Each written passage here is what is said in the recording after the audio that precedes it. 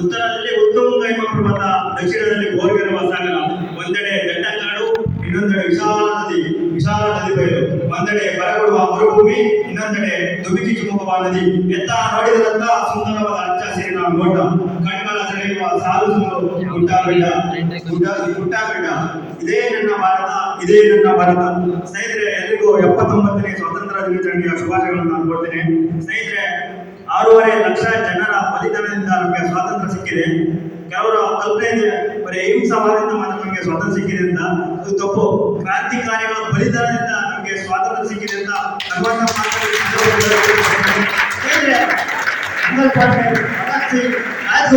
ಸುಭಾಷ್ ಚಂದ್ರ ಬೋಸ್, ವೀರ ಸಾವರ್ಕರ್, ಬಾಲಗಂಗಾಧರ ತಿಲಕ್, ಖುದಿರಾಮ್ ಬೋಸ್ ಇಂತಹ 6.5 ಲಕ್ಷ ಜನರ ತ್ಯಾಗ ಬಲಿದಾನದಿಂದ ನಮಗೆ ಸ್ವಾತಂತ್ರ್ಯ ಸಿಕ್ಕಿದೆ. ಸ್ನೇಹಿತರೆ, ನಮ್ಮ ದೇಶದ ಶ್ರೇಷ್ಠತೆ ಯಾವತ್ತು ಹೇಗಿದೆ ಅಂತಂದ್ರೆ, ನಮ್ಮ ದೇಶ ಸಾವಿರಾರು ವರ್ಷಗಳಿಂದ ವಿಶ್ವಕ್ಕೆ ಬಹಳಷ್ಟು ಕೊಡುಗೆಗಳನ್ನ ನೀಡ್ತಾ ಬಂದಿದೆ. ಸ್ನೇಹಿತರೆ, ಕೆಲವು ವಿಚಾರಗಳನ್ನ ಹೇಳೋದಂದ್ರೆ, ನಮ್ಮ ದೇಶ ಎಂತ ಶ್ರೇಷ್ಠ ಭಾರತ ಅಂತಂದ್ರೆ, ಇಡೀ ಜಗತ್ತಿಗೆ ಪ್ರಥಮ ಬಾರಿ ಗಣಿತ ಹೇಳಿಕೊಟ್ಟಂತ ರಾಷ್ಟ್ರ ನಮ್ಮ ಭಾರತ. ಸ್ನೇಹಿತರೆ, ಇಡೀ ಜಗತ್ತಿಗೆ ಖಗೋಳಶಾಸ್ತ್ರ ಹೇಳಿಕೊಟ್ಟಂತ ಶ್ರೇಷ್ಠ ಭಾರತ ನಮ್ಮದು. ಇಡೀ ಜಗತ್ತಿಗೆ ಮೊದಲ ಬಾರಿಗೆ ಭೌತಶಾಸ್ತ್ರ ಹೇಳಿಕೊಟ್ಟಂತ ಶ್ರೇಷ್ಠ ಭಾರತ ನಮ್ಮದು. ಸ್ನೇಹಿತರೆ, ಇಡೀ ಜಗತ್ತಿಗೆ ಮೊದಲ ಬಾರಿಗೆ ಪ್ಲಾಸ್ಟಿಕ್ ಸರ್ಜರಿ ಹೇಳಿಕೊಟ್ಟಂತ ರಾಷ್ಟ್ರ ನಮ್ಮದು.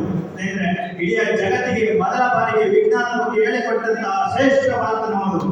ಇಡೀ ಜಗತ್ತಿಗೆ ಮೊದಲ ಬಾರಿಗೆ ಜೀವನ ಪದ್ಧತಿಯ ಬಗ್ಗೆ ಹೇಳಿಕೊಟ್ಟಂತ ಶ್ರೇಷ್ಠ ಭಾರತ ನಮ್ಮದು. ಇಡೀ ಜಗತ್ತಿಗೆ ಮೊದಲ ಬಾರಿಗೆ ಆಯುರ್ವೇದದ ಬಗ್ಗೆ ಹೇಳಿಕೊಟ್ಟಂತಹ ಶ್ರೇಷ್ಠ ಭಾರತ ನಮ್ಮದು. ಇಡೀ ಜಗತ್ತಿಗೆ ಯೋಗ ಹೇಳಿಕೊಟ್ಟಂತಹ ಶ್ರೇಷ್ಠ ಭಾರತ ನಮ್ಮದು. ಸ್ನೇಹಿತರೆ, ಯಾವ ಇಡೀ ಜಗತ್ತಿಗೆ ಜಿಯೋಮೆಟ್ರಿ ಗೊತ್ತಿಲ್ಲದ ಕಾಲದಲ್ಲಿ ಸಿಮೆಂಟಿನಲ್ಲಿ ಮಾಸ್ಟರ್ ಡಿಗ್ರಿ ಪಡೆದಂತ ಶ್ರೇಷ್ಠ ಭಾರತ ಅನ್ನೋದು ಮಾತನ್ನ ಈ ಸಂದರ್ಭದಲ್ಲಿ ಹೇಳಲು ಸ್ನೇಹಿತರೆ, ಇತ್ತೀಚಿನ ದಿನಗಳಲ್ಲಿ ಒಂದು ಕಲ್ಪನೆ ಇದೆ. ಹೀರೋ ಅಂತಂದ್ರೆ ರಮೇಶ್ ಯುವಜನರು ಯಾರು ಸಿನಿಮಾಗಳಲ್ಲಿ ಲಾಂಗ್ ಇಟ್ಕೊಂಡ್ ಬರ್ತಾರೋ, ಬಜ್ಜಿ ಇಟ್ಕೊಂಡ್ ಬರ್ತಾರೋ, ಗುಲಾಬಿ ಇಟ್ಕೊಂಡ್ ಬರ್ತಾರೋ, ಯಾರು 10 ಜನಕ್ಕೆ ಹೊಡಿತಾರೋ ಅವನೇ ನಿಜವಾದ ಹೀರೋ ಅಂತ ಇಂದಿನ ಯುವಜನಾಂಗ, ಇಂದಿನ ಯುವತಿಯರು ಅನ್ಕೊಂಡ್ಬಿಟ್ಟಿದ್ದಾರೆ. ಸ್ನೇಹಿತರೆ, ಅದು ತಪ್ಪು ಕಲ್ಪನೆ. ಸ್ನೇಹಿತರೆ, ಹೀರೋ ಅಂತಂದ್ರೆ ನಾಯಕ, ಹೀರೋಯಿನ್ ಅಂತಂದ್ರೆ ನಾಯಕಿ, ಆಕ್ಟರ್ ಅಂತಂದ್ರೆ ನಟ, ಆಕ್ಟ್ರೆಸ್ ಅಂದ್ರೆ ನಟಿ. ಸ್ನೇಹಿತರೆ, ನಿಜವಾದ ಹೀರೋ ಯಾರು ಧರ್ಮಕ್ಕೋಸ್ಕರ, ಯಾರು ಸಮಾಜಕ್ಕೋಸ್ಕರ, ಯಾರು ತನ್ನವರಿಗಾಗಿ, ತನ್ನ ಊರಿಗಾಗಿ, ತನ್ನ ಸಮಾಜಕ್ಕೋಸ್ಕರ ಯಾರು ತನ್ನವರಿಗಾಗಿ ಬದುಕ್ತಾನೋ, ಪ್ರಾಣ ಕೊಡಲು ಸಿದ್ಧನಿದ್ದನೋ ಅವನೇ ನಿಜವಾದ ಹೀರೋ ಅನ್ನುವಂತ ಮಾತನ್ನು ಈ ಸಂದರ್ಭದಲ್ಲಿ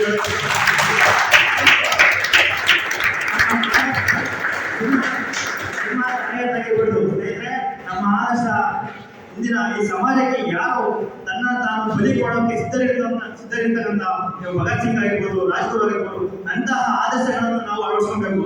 ಸ್ನೇಹಿತರೆ, ಇನ್ನೊಂದು ವಿಚಾರ, ಇವತ್ತು ಸಂಗೊಳ್ಳಿ ರಾಯಣ್ಣ ಅವರ ಜನ್ಮದಿನ ಕೂಡ, ಅವರ ಜನ್ಮದಿನಾಚರಣೆ ಸಹ ನಾವು ಬರ್ಬಿಟ್ಟಿದ್ದೀವಿ. ಅವರನ್ನ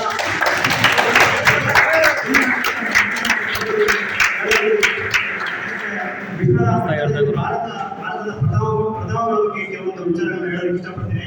ಸ್ನೇಹಿತರೆ, ಶೂನ್ಯ ಕಂಡಿದ್ದವರು ನಮ್ಮ ಭಾರತದವರು ಆರ್ಯಭಟ. ಸ್ನೇಹಿತರೆ, ದಶಮಾಂಶ ಪದ್ಧತಿ ಪ್ರಾರಂಭ ಆಗಿದೆ ನಮ್ಮ ಭಾರತದಲ್ಲಿ.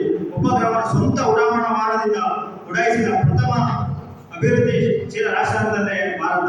ಮಂಗಳಯಾನದಲ್ಲಿ ಪ್ರಥಮ ಪ್ರಯತ್ನದಲ್ಲಿ ಯಶಸ್ಸು ಕಂಡಂತಹ ಯಾವುದಾದ್ರೂ ರಾಷ್ಟ್ರ ಇದೆ ಅದು ನಮ್ಮ ಭಾರತ ಅನ್ನುವಂಥ ಮಾತನ್ನ ಈ ಸಂದರ್ಭದಲ್ಲಿ ಹೆಮ್ಮೆ ಅಂತ ಹೇಳೋದಕ್ಕೆ ಇಷ್ಟಪಡ್ತೀನಿ.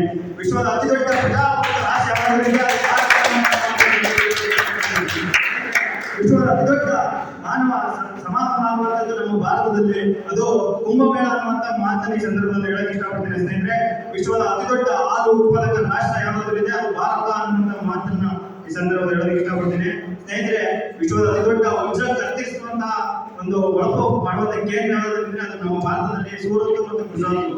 ಸ್ನೇಹಿತರೆ, ಸಮುದ್ರದ ಮೇಲೆ ಮೊದಲ ಏರ್ಕ್ರಾಫ್ಟ್ ಕ್ಯಾರಿಯರ್ ಹೊಂದಿರತಕ್ಕಂಥ ಏಷ್ಯಾದ ಮೊದಲ ರಾಷ್ಟ್ರ ನಮ್ಮ ಭಾರತ ಅನ್ನುವಂಥ ಮಾತನ್ನ ಈ ಸಂದರ್ಭದಲ್ಲಿ ಹೇಳಕ್ಕೆ ಇಷ್ಟಪಡ್ತೀನಿ. ಸ್ನೇಹಿತರೆ, 2047ರ ವಿಕಸಿತ ಭಾರತಕ್ಕೆ ನಮ್ಮ ನರೇಂದ್ರ ಮೋದಿಜಿಯವರು ಕೆಲವೊಂದು ವಿಚಾರಗಳನ್ನ ಹೇಳಿದ್ದಾರೆ. ಸ್ನೇಹಿತರೆ, ಎಕನಾಮಿಕಲಿ ಗ್ರೋತ್ 30 ಟ್ರಿಲಿಯನ್ ಟಾರ್ಗೆಟ್ ಅನ್ನ ಭಾರತ ಹೊಂದಿದೆ 2047ರವರೆಗೆ. ಸ್ನೇಹಿತರೆ, ಸೋಷಿಯಲ್ ಪ್ರೋಗ್ರೆಸ್, ಸಾಮಾಜಿಕ ಪ್ರಗತಿ, ಅದು ಶಿಕ್ಷಣದಲ್ಲಾಗಿರ್ಬೋದು, ಹೆಲ್ತ್ ಕೇರ್ ಆಗಿರ್ಬೋದು, ವುಮೆನ್ ಎಂಪವರ್ಮೆಂಟ್ ಆಗಿರ್ಬೋದು, ಮತ್ತೆ ಎನ್ವೈರನ್ಮೆಂಟ್ ಸಸ್ಟೈನಬಿಲಿಟಿ, ರಿನ್ಯೂವಬಲ್ ಎನರ್ಜಿ ಆಗಿರ್ಬೋದು, ಮತ್ತೆ ಸಸ್ಟೈನಬಲ್ ಡೆವಲಪ್ಮೆಂಟ್ ಆಗಿರ್ಬೋದು. ಸ್ನೇಹಿತರೆ, ಮೂಲಭೂತ ಸೌಕರ್ಯ ಯಾವ ರೀತಿಯಾಗಿ ದೇಶದ ಅಭಿವೃದ್ಧಿ ಆಗ್ತಾ ಇದೆ ಅಂತಂದ್ರೆ ಅದು ರಸ್ತೆಗಳಲ್ಲಾಗಿರ್ಬೋದು, ರೈಲುಗಳಲ್ಲಾಗಿರ್ಬೋದು, ಬಹಳಷ್ಟು ಒಂದು ಬದಲಾವಣೆ ಆಗ್ತಾ ಇದೆ ಸ್ನೇಹಿತರೆ. ಇದು 2014ರ ಹಿಂದಿನ ಭಾರತವಲ್ಲ, ಇದು 2014ರ ನಂತರದ ಭಾರತ ಅನ್ನುವಂಥ ಮಾತನ್ನ ಈ ಸಂದರ್ಭದಲ್ಲಿ ಹೇಳಬೇಕು.